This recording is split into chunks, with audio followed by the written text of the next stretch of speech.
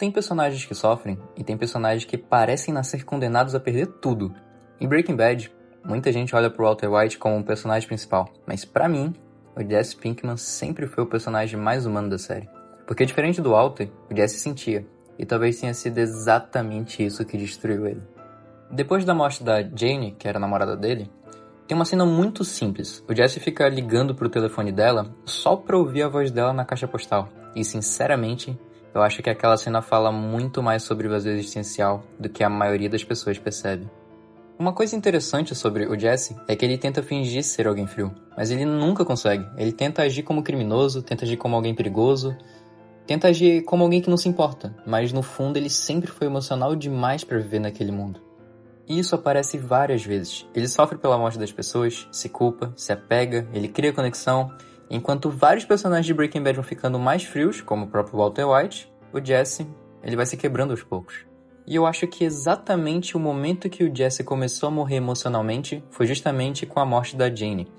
Porque não foi só perder alguém, foi sentir que ele destruiu alguém que amava. E a culpa é uma coisa muito pesada, porque diferente da tristeza, a culpa não vai embora quando tudo isso passa. Ela fica voltando, em silêncio, e fica voltando. Aquela cena dele ouvindo a voz dela não era só saudade. Era a tentativa desesperada de manter viva uma pessoa que já tinha ido embora. E eu acho que muita gente entende isso.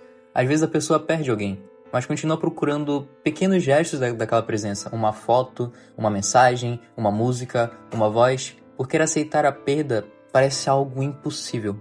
O problema do vazio é que ele nunca chega de uma vez. Ele vai entrando devagar.